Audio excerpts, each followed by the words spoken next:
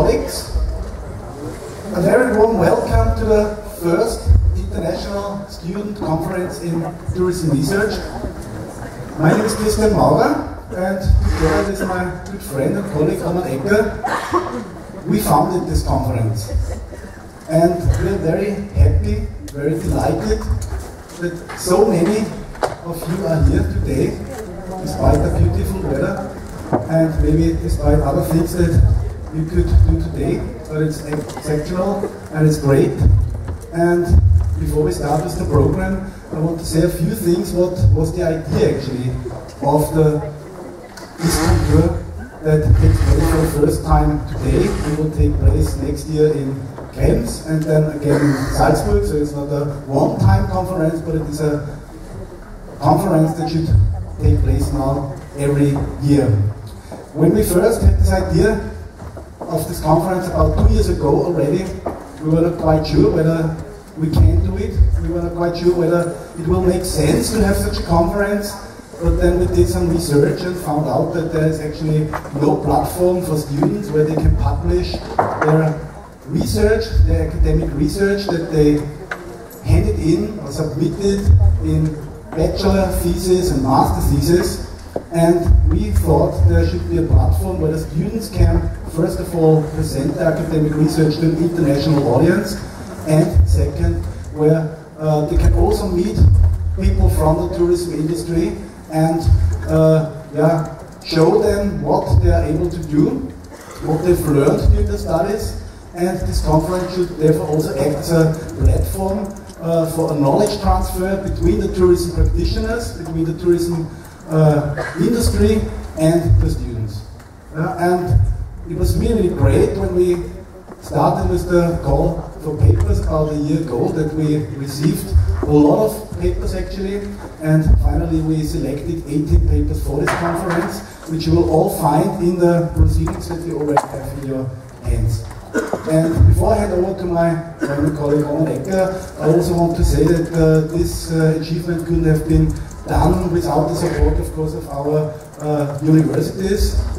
Therefore, I want to thank also our rectors who represent the universities of applied sciences today, Professor Eva Werner and Professor Kerstin Fink from IMC University of Applied Sciences and from Salzburg University of Applied Sciences. They gave us the framework that we could actually develop and found this conference here in Salzburg. I wish you a lot of fun, a lot of interesting exchange with your colleagues, with professors, with people from the tourism industry, and have fun, enjoy yourself. In the evening we have a nice social evening get together. We met already last evening in the Gabelboy, and this was also a nice start, and I hope that many of you will also come tonight to the other location called the Lena, but you can tell it later. Okay, therefore I hand over to my friend and colleague Roman. Hello and warm good morning from my side. Well, probably I continue where Christian stopped. Well, the point that we tried to provide a platform. Well, you're students and you're studying at a university or University of Applied Sciences. And if you think about the word university, which comes from the Latin universitas, which means a group of people working together.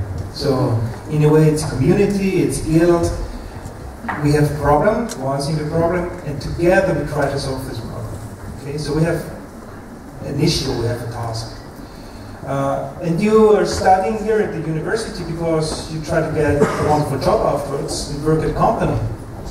And again, if you look at the word company, this comes from compare, meaning sharing the same bread. So a group of people, once again, share the same bread, so they have something in common as well.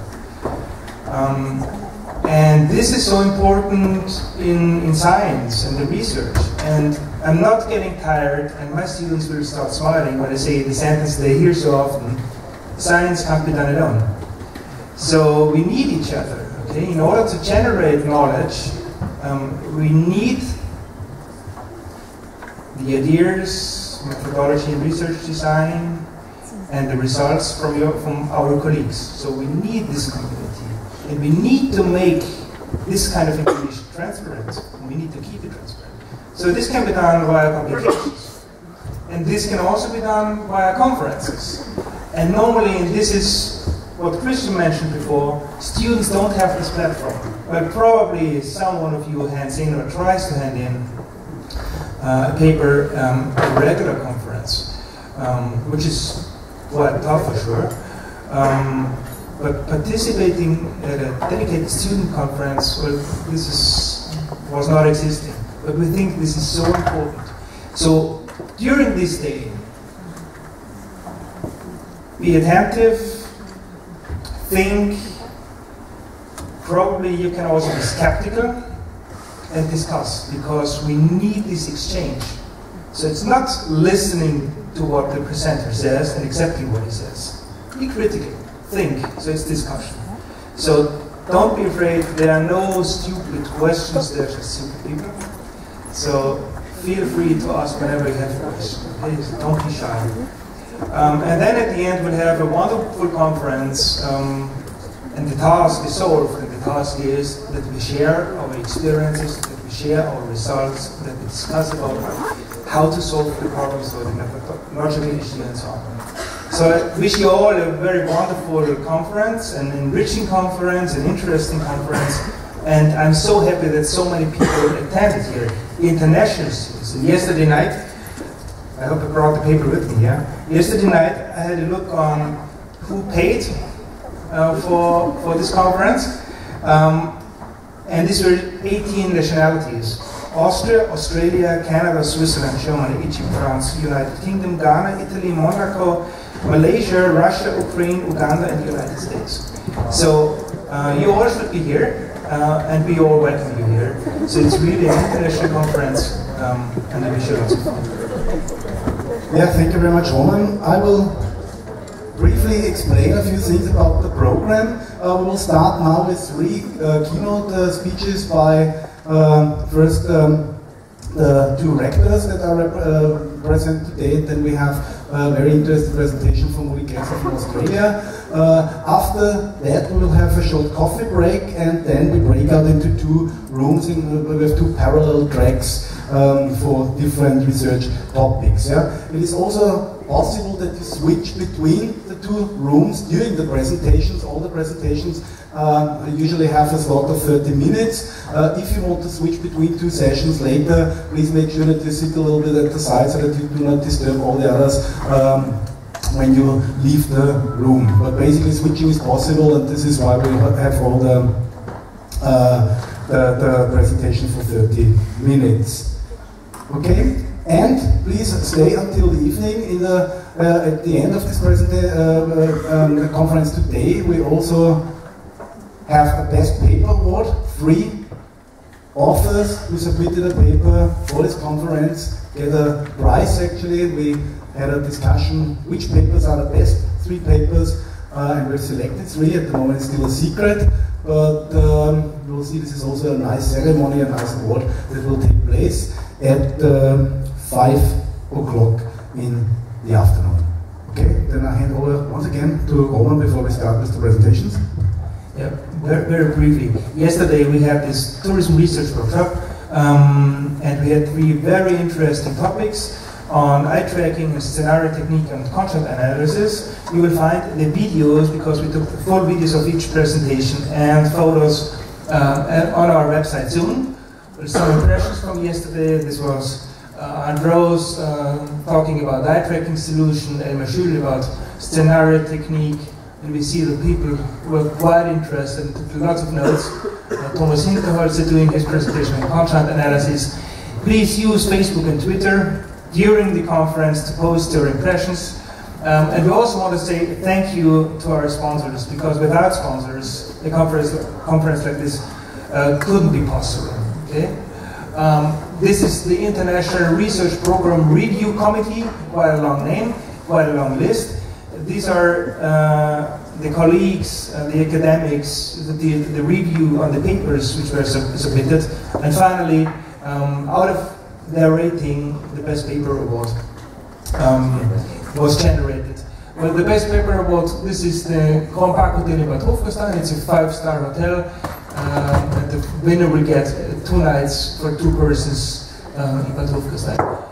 Last information, ISCONTOUR is the network, and students is the password for our Wi-Fi network. Well, and that's once more the program. And now I hand over to Christian to start. Okay, yeah, thank you very much, Roman. Can you hear me? Yeah. Can I ask please Professor and Rector of the IMC University of Applied Science, Eva Werner, for her presentation. And the title of the presentation is very interesting and also very important for students, the impact of the Bologna process on tertiary tourism education. Yeah? You will find also the paper of this presentation in the proceedings. Do you prefer to step one or?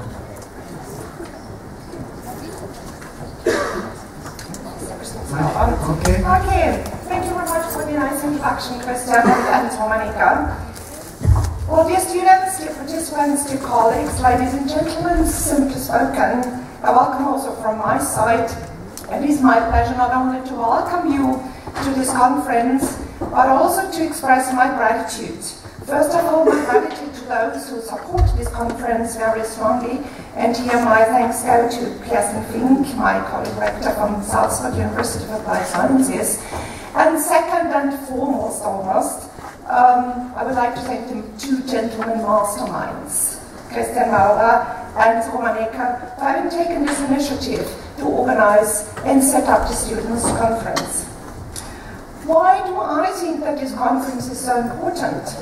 Well, first of all, it's a common initiative taken by 2 institutions that might be considered on a national level competitors in the same field of tourism education.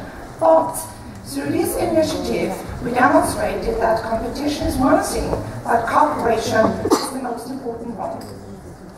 Second, it is a clear signal that tourism is much more than simply vocational education. Tourism needs research. And research helps, in the end, to develop the sector, very important economic sector that is behind. And last but not least, it demonstrates that research is nothing that simply happens somewhere in ivory towers, as it was done in former times, but it is done, particularly tourism research is done hand in hand with industry, with business actors, and it integrates more and more students and graduates. So many more reasons could be given, but I would like to cut the long thank short and say simply thank you for the initiative, and thank you to all of you who through your participation demonstrate the importance of this conference. But let me now switch to my topic. Well, you may think, well, the Bologna process has already some years taking place, and why do we still talk about it? Well, the reason simply is that many things have happened in between the beginning of the process and today. Many things went well, many things did not go so well, and there is one common ground for everything that does not go well. Everything is almost automatically attributed to the Bologna process. So this is something I would like to wipe out a little bit by giving you the reasons for the process, the grounds and backgrounds. Also speak once again about the key issues and goals of this process, and show you how this process and the key issues and goals of the Bologna process actually impact on tourism education and interact with tourism education in general. And then, of course, I would like to come to a short conclusion. Everything started in Bologna already many, many years ago, in 1998. And why Bologna? Since there are some of you who are not Europeans and may not be so familiar with European history, the University of Bologna is said to be the oldest university. Its roots actually date back to 1088.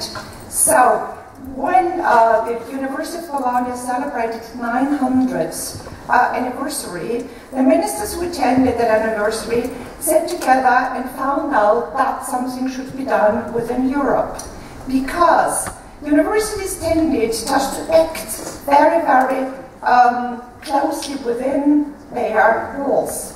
There was no interaction, hardly any interaction with the others. Students studied at home but did not get to know anything else. So there was a common initiative taken by the ministers that something should be done.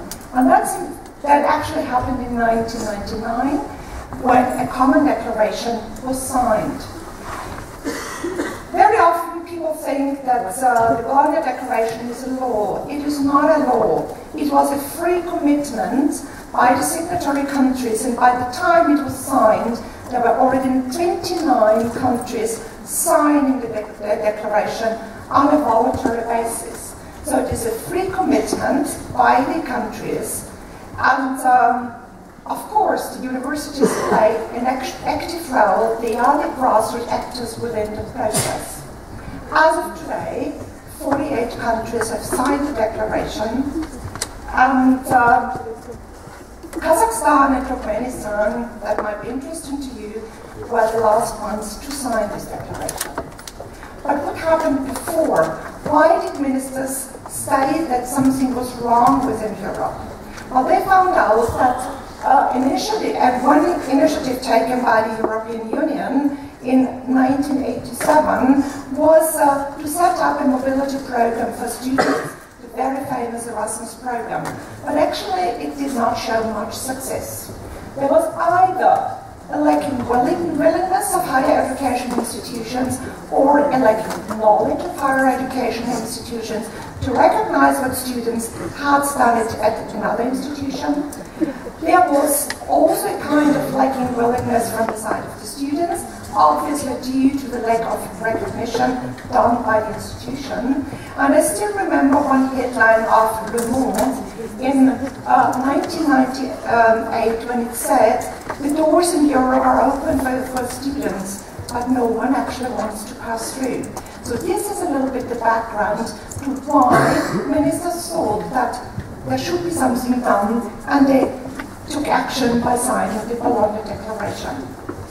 So what are the key issues and goals of that declaration? Based on the findings of the ministers that we had some problems in understanding each other within the European higher education area, one of the main goals was to harmonize the degree structures in order to create comparable degrees and thus enhance recognition. Now, if you want to enhance recognition, you must trust that everybody else does something at its best. So trust means that quality is identical, or quality is understood in the same way. So this is the reason why another key issue of the whole process is the strengthening of quality assurance. All this, again, with the background of what I've already said before, with the goal to enhance mobility, not only for students but also for staff, and thus also enhance and foster internationalization of the whole higher education area. By this, one of the major goals should also be enhanced, and this was employability. I still remember when the first time this word came up, nobody actually understood what was really meant by employability. Very simply spoken, it means that we should equip our graduates with all the competences and knowledge to enable them to act professionally and socially adequate in a global market. So this is employability, and this must be in the core focus of higher education. And here I come to the next goal and issues of the Bologna process. This is the enhancement of competencies through learning outcomes, and also a shift of paradigm from input to output orientation in teaching. And I will speak about this a little bit later on. And last, but very, very important issue also is that Bologna and all the movements getting along and going along with it wants to foster active citizenship, intercultural understanding, and of course also the access to education, even for non-traditional learners and students with special needs. So when we speak about harmonized degree structures and how all this interacts now with tourism education. Now, if you have a look at tourism education as it was traditionally done, it was very much based on vocational education and vocational training. Many of the tourism programs only were bachelor programs or so-called long-tier programs, and that was it. Through the Bologna process and the clear definition of various cycles, first, second, and third cycle, tourism education clearly moved to master's level and even PhD level. So, through the Bologna process, it had become clear that tourism is not simply a vocational area, but tourism is something that needs research. Tourism is something that has to be put at an academic level where research is made possible. Even though the bachelor degree still gears to the industry, making graduates fit for the job market, it is clear that they do not only need professional competencies, but also academic knowledge. The master clearly enhances the methodological, research-oriented and research-based competencies, as is already very, very clearly highlighted in the paper of Maurer, which you find in the conference proceedings. And by this methodological and academic competencies, graduates should be made able to solve problems on research-based decision-taking. If we now go to the next item of the Bologna process, which means to create comparable degrees in order to enhance recognition and quality assurance. As already said, the Bologna process initiated different cycles for education, which means that the educational course of our students are now more flexible than ever before. Students can do a bachelor here and a master somewhere else, and maybe finish their PhD degree in a third country. So, in order to accept and admit students to my institution, I have to understand what the institution where the student did his first degree really did. So this means that number one, I have to trust. Number two, I have to know and understand what the other institutions actually do. Students, when they are in tourism, are very, very mobile. Even graduates are very, very mobile. This goes hand in hand with the nature of tourism in itself. And mobility has something not to do with the four principles of the European Union, among which we find the freedom of mobility and also the freedom of work in the individual member countries. Another step was taken by the responsible ministers, and this is usually referred to as the Lisbon Convention. The Lisbon Convention has become a legal binding reference which strives to implement structures so that recognition of degrees of individual universities within the Bologna area are made more feasible and more easily done. And finally, you all know that without mobility you cannot be a good tourism student, and a tourism graduate has also to be mobile after his studies. So, linking this idea to the next one, which means one of the issues was also to enhance mobility for students and staff, and thus focusing on internationalization of higher education institutions. This actually meant that many institutions sat down and had a close look at their curricula and asked the question if they had thought of integrating mobility options for their students. So this is one of the outcomes, of the direct outcomes of the process, that now you hardly find any curriculum that does not include mobility options, be they as study options or work options. Programs more and more are offered in English. Language actually is a driver for mobility. And many tourism programs also started to include more languages than just English. English has become the lingua franca, that's true. But in order to understand the needs of your future customers in tourism, you also have to understand their language. So language learning has also become one of the key issues in internationalization of the higher education sector. Recruitment of international students and staff is essential to make internationalization also something living in your institution, and also the inclusion of international aspects in teaching. Cooperation, not only in research, but also in projects across the countries and across the frontiers has become very important. And all this ends in the end to understand intercultural understanding. So one of the key sentences is definitely that an international mindset that is created through the education, be it at a bachelor or a master's level, is crucial for every tourism graduate in order to be then adequately educated for his future career. Being adequately educated for the future career takes me to one of the issues, which is employability. And here I would like to show you the statement of Antuna Vassilo, who is the European Commissioner for Education. When the European Union sat together to create and to work out the strategy 2020 for the European Union, employability of the young generation was one of the key issues.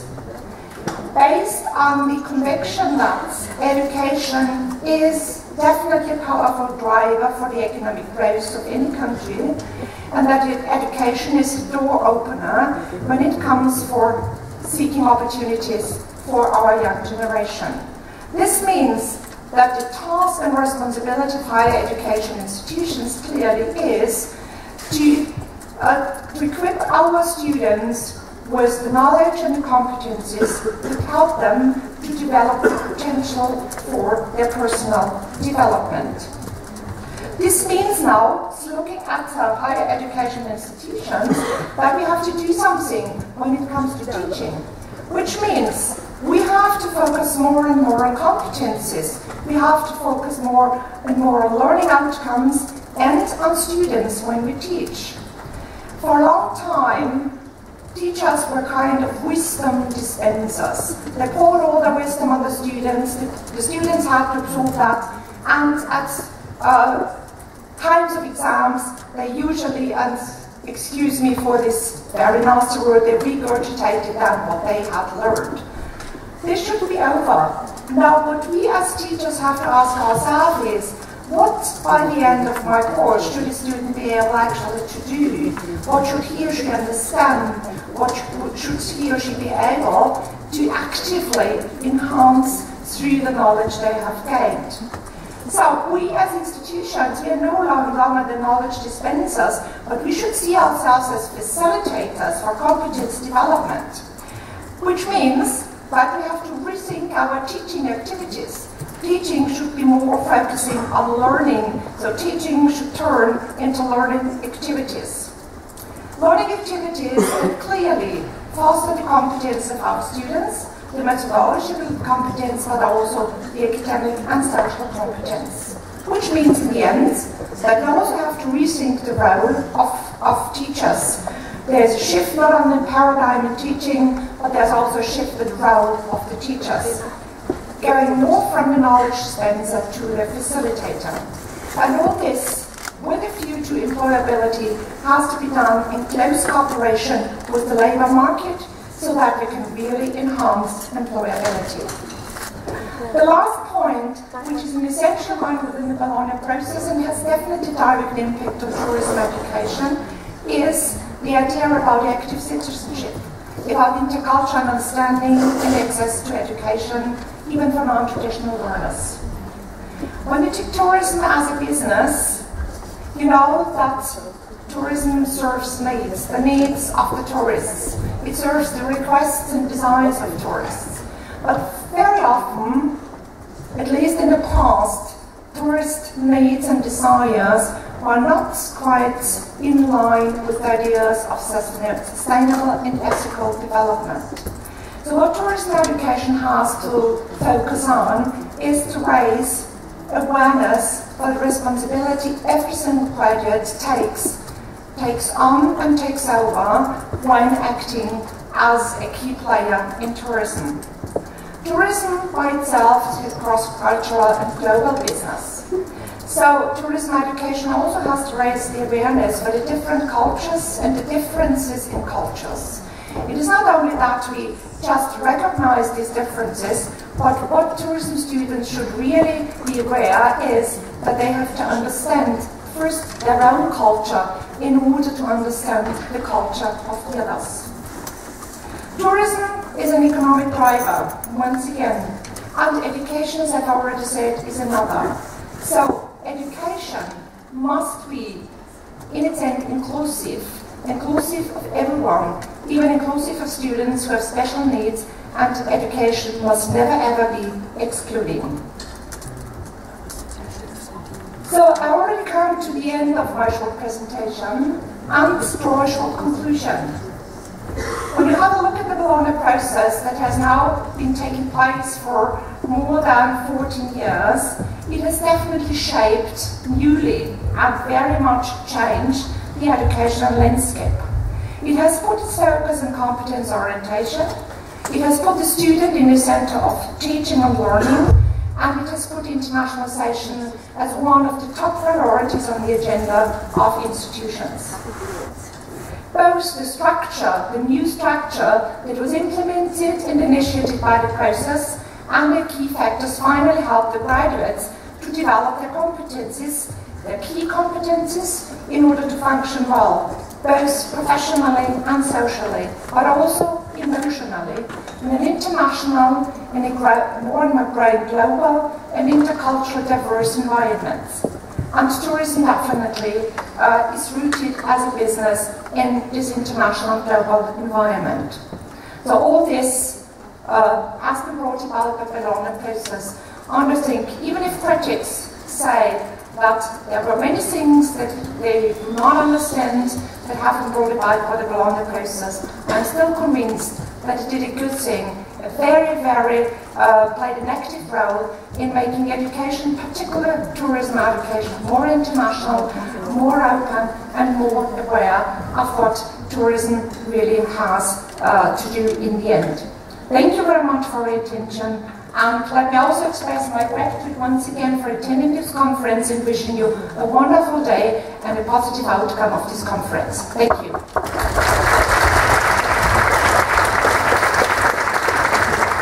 Thank you very much.